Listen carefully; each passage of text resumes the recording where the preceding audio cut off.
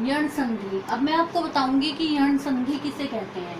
यदि ह्रस्व या दीर्घ ई उ या र के बाद कोई भिन्न स्वर हो तो इनके योग से इनके स्थान पर क्रमशः य व और अर हो जाता है। इसे यण संधि कहते हैं। अर्थात जब किसी भी संधि में ह्रस्वर हो या दीर्घ स्वर हो, ई उ या र आया हो और उसके पश्चात कोई भिन्न स्वर आए तो इनके योग से कौन सी संधि बनेगी? इनके स्थान पर क्रमशः य व और अर हो जाता है और इसे यण संधि कहते हैं। जैसे प्रति प्लस उत्तर, तो ये ई मिला, ई और उ आया है तो ये क्या हो जाएगा? य हो जाएगा। कैसे? प्रति उत्तर, तो ये क्या हो जाएगा? प्रति उत्तर हो जाएगा, प्रत्युत्तर, य हो जाएगा। तो इस तरह से यण संधि होती है। ये देखिए जैसे अति प्लस अधिक, तो इसमें यहाँ पर छोटी ई है और ये अ है, तो ई और अ मिलके क्या हो जाएगा? य हो जाएगा। तो ये हो जाएगा अत्यधिक। अब ये है सु प्लस अल्प, तो ये उ है और ये अ है, तो इसकी जगह पे क्या हो जाएगा? स्वल्प, व हो जाएगा। अब ये देखिए सु आगत, ये उ है और ये आ है, तो इनके स्थान पर व हो जाएगा, स्वागत हो जाएगा। ये मात्र प्लस आज्ञा, तो ये त्र है और ये आ है, तो इनके स्थान पर क्या हो जाएगा? र हो जाएगा, तो ये मात्राज्ञा हो जाएगा। अब ये देखिए स्वर संधि में ये लास्ट वाली संधि है, पांचवी, अयादी संधि। इसमें क्या होता है? यदि ए आई ओ औ के आगे कोई असमान स्वर आए तो ए का आय, आई का आय हो जाता है तथा ओ का आ हो जाता है। इसे अयादी संधि। देखिए इसके अयादी संधि के उदाहरण, जैसे ये है पो प्लस अन, तो इसमें पो में क्या है? ओ की मात्रा, और ये अन्न में क्या है? अ, तो ओ और आ मिलके क्या हो जाएगा? अव हो जाएगा, तो ये हो जाएगा पो प्लस अन, यानी कि अव जुड़ के पवन। फिर ये है आई की मात्रा, गए प्लस अ, यानी कि आई की मात्रा प्लस आ, तो ये जुड़ के क्या हो जाएगा? आय हो जाएगा, यानी कि गायक। फिर ये है पो प्लस इत्र, यानी कि ओ की मात्रा और ई की मात्रा, ये मिलके क्या बनेगा? अभी बनेगा, तो ये हो जाएगा पवित्र। फिर ये है न प्लस अक, तो ये ए की मात्रा है और ये अ है, तो आई और आ मिलके क्या बन जाएगा? आय बन जाएगा, तो यानी कि नायक। देखो इसमें आय जुड़ा ना, ये आय, और इसमें जुड़ा है अभी, और इसमें जुड़ा है आय, और इसमें जुड़ा है अब, तो इस तरह से ये अयादी संधि होती है। अब ये देखिए दूसरी संधि है व्यंजन संधि।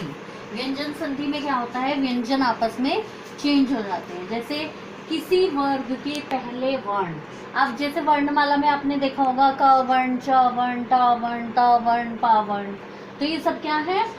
शुरू के वर्ण, किसी भी वर्ग के शुरू के वर्ण है, मतलब इनसे ये वर्ग शुरू होता है।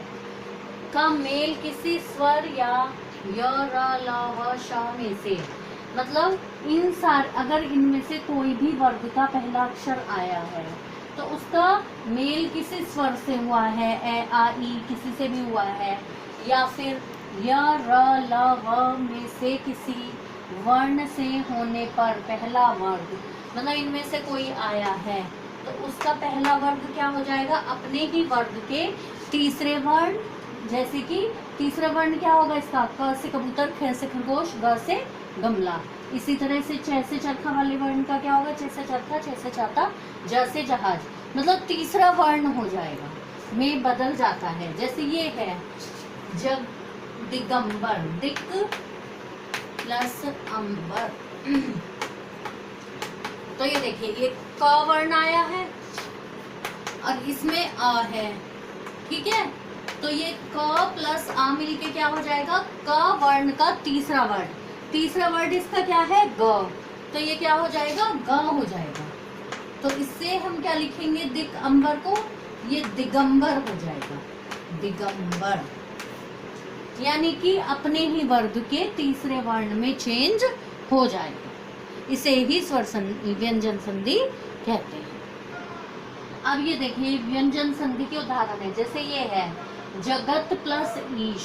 तो हमने क्या बताया था कि किसी भी वर्ग का पहला शब्द, यानी कि जैसे ये है त, तो ये कौन से वर्ग से शुरू होता है, ये त वर्ग से शुरू होता है, इसका ये पहला शब्द है। ठीक है।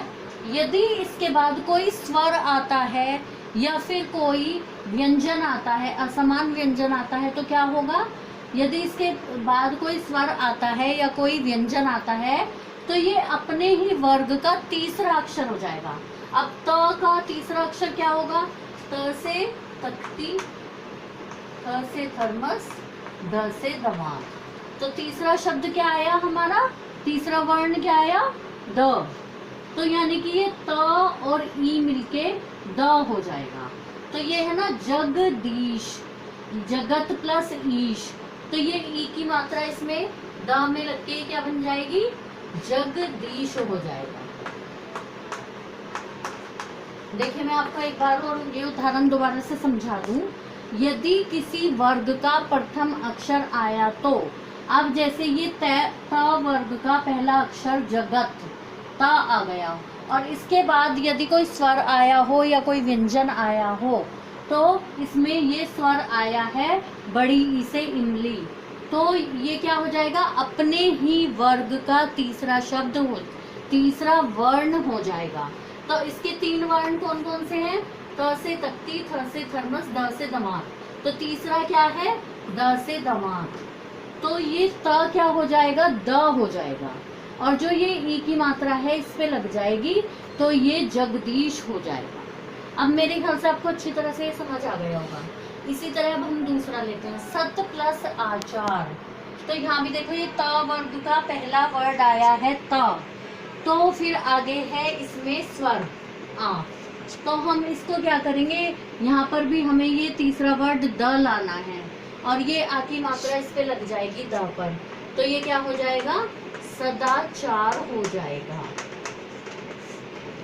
इसी तरह ये तत्भव, तो इसमें क्या आया है, त वर्ग का पहला वर्ड आया है और आगे दूसरा भिन्न व्यंजन आ गया है, मतलब कोई भी स्वर हो या कोई भी व्यंजन हो तो तीसरा वर्ड हो जाएगा। तो यहाँ हम त की जगह क्या करेंगे, द कर देंगे, तो ये क्या हो जाएगा, तद्भव हो जाएगा, तद्भव। इसी तरह ये भगवत गीता, तो इसमें भी यही है, ता है ये, तो हम इसको क्या करेंगे, द करेंगे इसकी जगह, तो क्या आ जाएगा, भगवत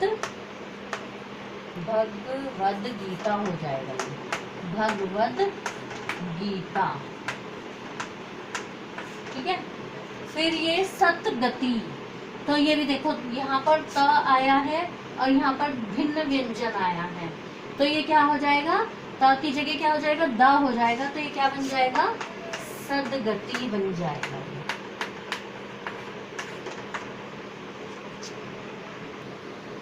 अब ये देखिए व्यंजन संधि के कुछ नियम हैं जो मैं आपको बता रही हूँ। पहला नियम है वर्ग के पहले वर्ण का पांचवें वर्ण में परिवर्तन, यानी कि वर्ग के पहले वर्ण जो मैंने आपको बताए थे कौन कौन से हैं, क च ट त प, तो इनका क्या होगा, इनका मेल किसी भी वर्ण के पांचवें वर्ण से हो, किसी भी वर्ग के पांचवें वर्ण।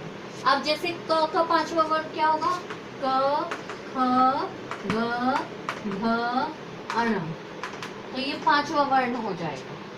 ठीक है। पांचवें वर्ण से हो तो पहला वर्ण अपने पांचवें वर्ण में बदल जाएगा, पहला वर्ण क्या होगा, अपने पांचवें वर्ण में बदल जाएगा। जैसे उदाहरण के लिए ये है जगत प्लस नाथ। ठीक है। तो ये कैसे चेंज होगा, जैसे ये त है, त वर्ग है ये, ठीक है, ये पहला वर्ग का पहला वर्ण है, और ये ना है यानी कि पांचवा है। त से तख्ती कैसे होगा, ये त से तख्ती, थ से थर्मस, ध से दमाद, ध से धनुष, न से नल। तो इसका लास्ट वर्ण क्या है? न है। तो ये ता है और इसका ये पांचवा वर्ण क्या है? न है।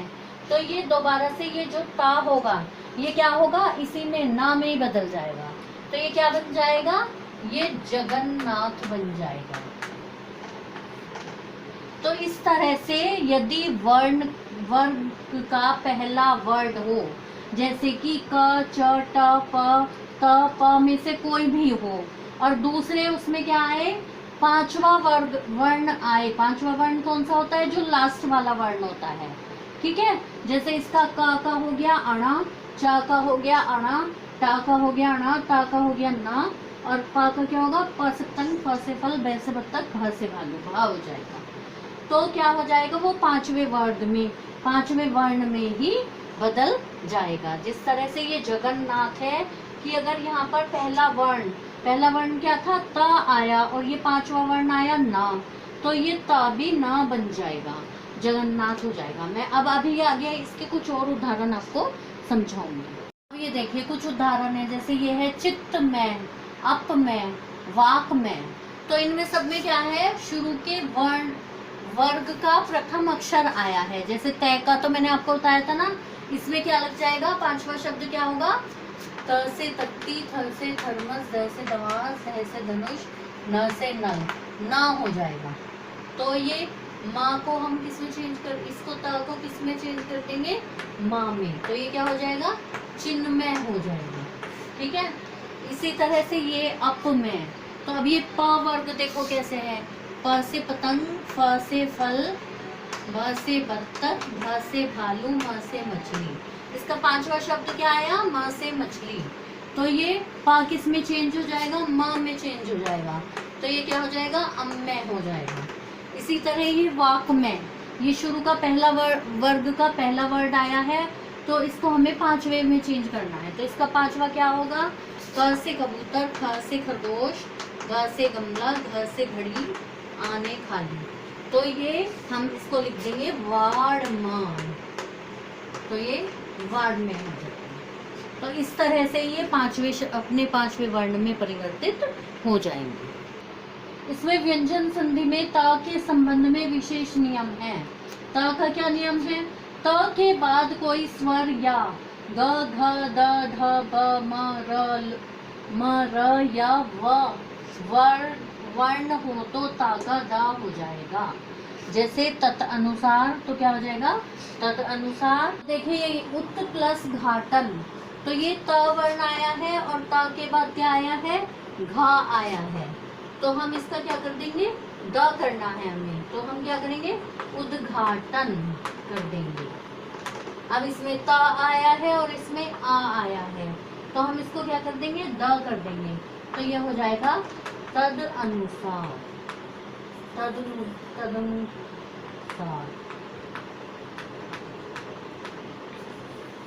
तदनुसार हो जाएगा। My video, subscribe my channel and don't forget to press the bell icon.